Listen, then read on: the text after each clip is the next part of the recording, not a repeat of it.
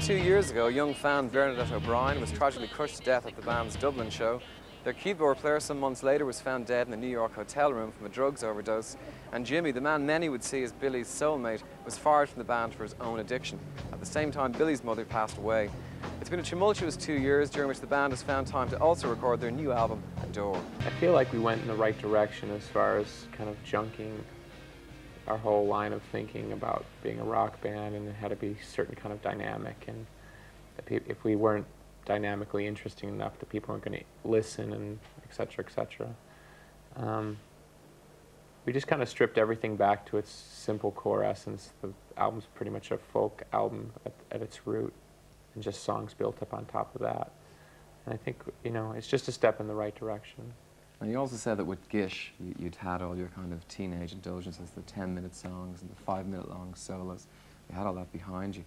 And that you couldn't see any reason why your songwriting couldn't move more into the mainstream. And I was right. Do you think you have moved more mainstream with this? I don't know. I mean, if you listen to the radio, the stuff that's on there is so inane, mindless, droning, and repetitive. I mean, a simple folk song against a cover of a cover of a cover, I don't know. You know, it's hard to quantify things like that, because we helped create alternative rock as being part of the mainstream. So by being ourselves, are we just feeding back into the mainstream, or are we continuing to feed alternative rock? I like to think we're one step to the left. You were talking about trying to write songs that would keep... You know, Celine Dion would not release a single where the first line was, "It's you that I adore, you'll always be my whore." You know, I don't really see the All Saints kicking that one out, you know what I mean? It's still early days for Celine, though. You know, she has yet to make a difficult album, but you... Don't hold your breath. You also talked about writing songs that you felt would move into the mainstream, but still manage to capture the heart and soul of the band. Do you think you've done that? I think we've kind of found a comfortable point where we're open to the idea of making music for more people than just white people from the suburbs. And at the same time, see a real integrity in reaching out.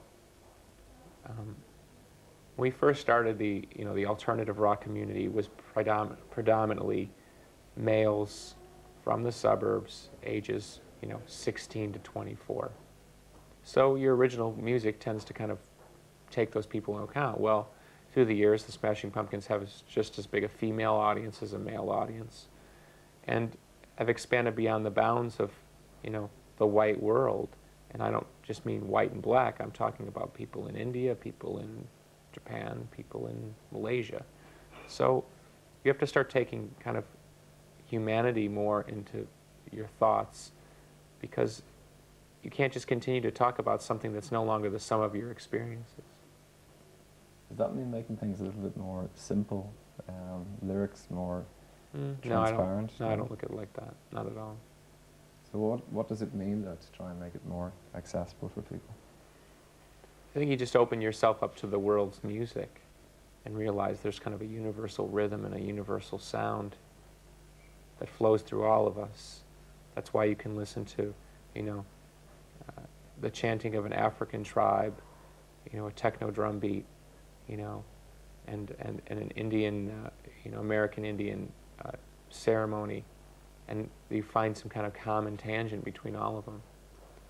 For me, on this album, I think rhythm is the universal language, and melody is the universal communicator. So in dealing in rhythm and in dealing in melody, it seems like I can communicate whatever I want. I don't have to worry about it being limited by my language or my accent or anything. So which parts of the album would you say you're happiest with or proudest of? This may sound strange, but I'm very proud of the entire album, because I think for the first time of our 4 albums, it's the one album that has no compromises in it. Every song is the vision come to fruition. There's not a song on there we're uncomfortable with. There's not a line on there I'm uncomfortable with. I really believe in the whole record, top to bottom, and that's pretty unique for me. You've, with producers over the years, with Butch Vig, you felt he was somebody who could help you, realize something you mightn't think you were capable of until he pushed you. And then you felt with Flood and Alan Mulder you'd go beyond that and get people who'd widen the boundaries. Now you fired the producer on this album. Give him the boot. So what are you looking for in production, and why did you take it over yourself? There's like this kind of dull racket in my head, and I seem to be the only one who can get at it. So it's hard to explain, but sometimes you just have to walk by yourself. You know, it walking alone gives you a clearer picture of the reality of the situation. There's nobody there to hold your hand. There's no one there to coddle you. There's no one to deal with the internal politics of the band. There's no one there to kind of, you know, be the liaison between you and a band member on a bad day. I mean, when it was just the three of us, that's all there is. And surprisingly, under those conditions, you can rise to the occasion. And I felt that everybody did that, you know. You talked to me once about practicing the guitar until it had your voice, basically. Do you think with taking over the production and with the sound of this album that you're actually giving the band your voice at this point? I don't know. There always seems to be something that you can't seem to get in there, you know? You know, there's always some kind of... It's like when you tell someone you love them and they go, I know, and you go, but I really love you, and it's like, you don't understand. It's kind of like that. Very good. It's a very different album, obviously, and stripped back. So going in to record this album, was that difficult? By far the easiest album to write. Really? Yeah. It's by far the easiest album to write. Most of the songs were written, I'd say, there's 15 songs in the album, I'd say 7 or 8 songs were written in under 3 hours. Top to bottom. It just came out. I allowed my intuitive kind of, you know, just my intuition take over, and I just the person that you see talking here so seemingly intelligently about stuff, I just pushed him to the side. I just let my heart roll with it, and I just thought, whatever's going to happen to me is going to happen to me. You know, if this album gets, you know, it's like. It's not what people would expect from the Smashing Pumpkins, and you know, I've seen some good reviews already, I've seen some bad reviews already, and it's like I had to accept that this was going to be the consequence of me doing something that's not like, I feel I know what we're capable of. We wanted to make a big, you know, kind of commercial, let's go for it kind of album, but that's not what this album's about. This album's about the Smashing Pumpkins and just making music, and we decided that that's what we want to do, and we don't give a damn what the world thinks. You sing Ava Adore like your life depends on it. You still have that quality when you're just singing. I believe it does. I believe it does. Why do you think so much of you is tied up in it? I'm sorry, say that again. Why do you think so much of who you are is tied up in singing? If we took the band away from the whole Billy thing. Yeah. I don't know. You know, listen, you know, let's take the camera down the street and ask some guy, you know, who's putting horseshoes on a horse's feet why he's into it. You know, I don't know. It just seems right. When I play, when I write, when I'm singing, I feel right. I feel 100%. You know, when I'm playing chess, I feel like 25%. I'm thinking, I'm not supposed to be playing chess. This is not life's destiny. This is not why I'm really here. Oh God, I've lost again. Maybe it's, you know, maybe it's just the one thing I'm good at and I like to win. I don't know. The gothic stuff, the videos, the makeup, the blackness, the whole thing, the sleeve, some of the language. Where does your kind of taste for gothic imagery come from? Well, maybe it's all that Edgar Allan Poe I read. I don't know. You know, I've always been a tad dramatic. I've always been a tad dramatic. So who knows? You know, when you're young, your male friends think you're gay because you know you like to read poetry. You know, it's like one of those things. Well, it's been a very difficult 2 years for you, personal tragedies and stuff. How do you think that has impacted on the album? Well, in the case of Jimmy, um, you know, the most obvious thing is not having a drummer. We found ourselves in the situation where it was just the three of us and a drum machine, and that seemed to take on a life of its own. Instead of waiting around for somebody to show up, you know, we just went about our business. But a lot is being made of the external circumstances of the past 2 to 3 years with the band, and I think you'd be hard pressed to find much reference to it. I mean, in some cases there's literal things, but it's not what the album's about. The album is not about tragedy. The album is not about sadness. The album is about trying to figure out what life's really about, and how love is the universal answer, and that's about it. I mean, the complications that we had are only symptomatic of the complications for the entire world. You know, we have a president getting blowjobs in the White House, and we have people who can't seem to get their economy together, blowing off nuclear missiles underground. You know, there's a lot more going on in the world than our little corner of tragedy, and that's our point over and over. Focusing on us is kind of missing the point. You know? But yet it kind of has to focus on you in a way, because people listening to the songs want to know where they came from, what was going on around you, what brought But that's, you I to think, honestly, I think that's the mistake of modern society. It's an over-attachment. For example, how come somebody, there must be somebody in Ireland who's gone through the same things that I've gone through as a person. How come that person can't write songs? How come that person decides that they want to just have a family and decides they don't want to be a rock star or something, you know what I'm saying? Yeah. The sum total of my experiences is not unique, and that's the point that I keep trying to make. It's a humanity issue. Although the things that happen in my life are interesting and they make for good kind of connections, i.e., you have some tragedy and you go make this kind of dark, sad record.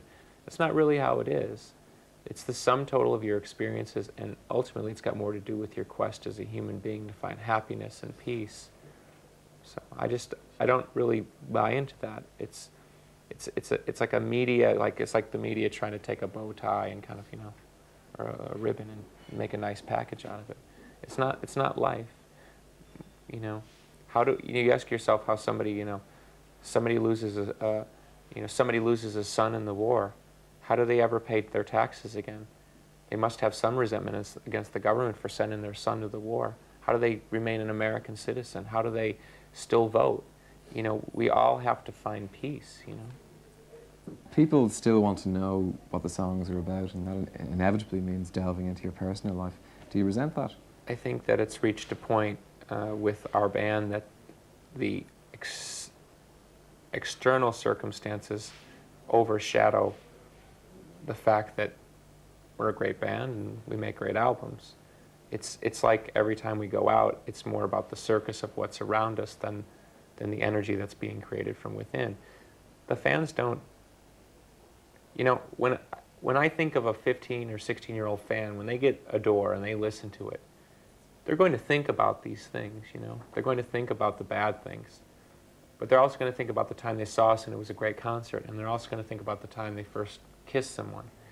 You know what I'm saying? Yeah. In their entire scope, these things are minor, but the media makes them major and keeps harping on the issue that this is somehow important and symbolic of what's going on in the world, but it's not what people are really thinking about. And so ultimately, it's frustrating because you're fighting a battle against one end, which is just to attempt to prove to the world that this is not correct, and at the other end, who you're really speaking to, which is your audience, doesn't really care. You'd be surprised how little it actually comes up in conversation with fans. It's not a point of concern at all. It's not. What do you think they take from your music? That you'd have to answer. Well, You're asking me to play both ends of the sword here. is there anything you'd like them to take?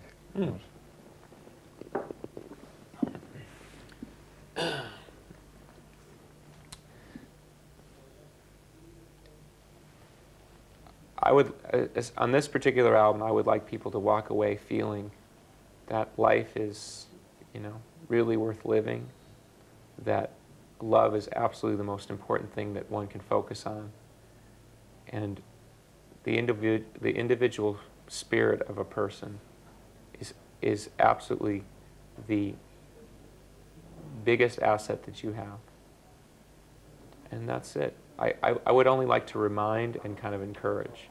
You know, if I bring peace with some of these songs, if we bring solace with our sound, you know, if somehow we kind of seem to provide a beautiful soundtrack for some beautiful moment in somebody's life, that's fantastic. Sometimes maybe we have to help somebody get through a tragedy, you know. But ultimately the album is just trying to remind people that it's not the world that you see on TV. It's just not. It's not the world that everyone keeps telling you that exists. It's not.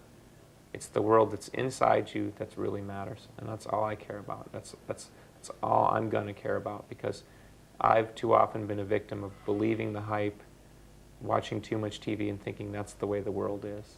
It's not. It's just really not. Okay, it's a hard question, which I kind of have to ask you. It's the first Dublin show since the point and the tragedy. So just, how do you feel about it, coming back to it? Well, returning to Dublin is definitely, you know, I have been here since to visit, so that helped. But returning here with the band, I mean, definitely brings up a lot of mixed emotions. I feel very, very intensely for, you know, the family of Bernadette, because, you know, just us being here, of course, is just a reminder of all that and brings that all back up. It certainly brings it all back up to the surface for me as well. But, you know, it was the most terrible, horrible thing you can imagine. And it still burns in our hearts very deeply. And we talk about it often, and it certainly changed the way, you know, that we approach everything from a concert level. The thing I'll say, though, is the easiest thing to do would be to never come back. Just pretend it never happened. And we hope that, in a way, us coming back here to play will heal something of it, and we'll embrace it as best you can, because we don't want to us it would be more disrespectful to not come back and pretend like it never happened and just hide away in our limos, you know. It's very difficult for us, but we love the people here in Dublin. We love the people in Ireland. You know, I'm of Irish descent. It means a lot for me to play here, and it's very difficult. But, you know, the reason we didn't play Dublin for the first 4 years, or in Ireland at all in the first 4 years that the band was putting out albums, because people told us if you go to Ireland, you're going to get blown up by a bomb. And so we believed in Ireland enough to want to come against everyone's advice. And of course, we found out that that was not the case. So I guess in this sense, you know, we're coming back and saying, please believe in us, you know, and hopefully we'll never forget. There's no forgetting. It'll never go away, you know. But life has to move on, and that's all I can really say about it. Just looking back over the 10 years of the Pumpkins, are there any milestones for you that stand out? I'd say 1979 is a very important song, and Disarm is a very important song. I think both songs are, you know, they seem to symbolize everything that we stand for, which is that spirit of invention and a desire to always get to the next place and not just kind of sit on our laurels. You know, when we started as a band in 1988, I never dreamed that we would ever make music like that. Probably because in 1988 I was probably too biased against music like that to think, I would be too snobby to even think we would ever stoop so low. So, there you go. We're starting to feel old because we're on our 8th trend now. 8 trends in that time. 8 trends in 10 years, pretty good. It's just really the Smashing Pumpkins and Celine Dion who stayed constant in this time. Yeah, what's that say about us? I don't know. I mean, for all we know, we're the Helen Reddy of our generation. Are there any highlights of gigs you did or great moments for you? Well, a recent highlight was the first date of this European tour where we played in Hamburg. They allowed us to play on the street. They basically closed down the Reeperbahn. We had about 30 to 40,000 people there. There were people on tops of buildings, and it was a beautiful day and free concert, and the atmosphere was so wonderful. It's like everything that I dream of, which is just that people feel good about the music you're playing and you feel good about playing it. And by taking out the commercial aspect and all this kind of expectation, it just was about what it's supposed to be about, which is just, we're supposed to play for you and you're supposed to like it.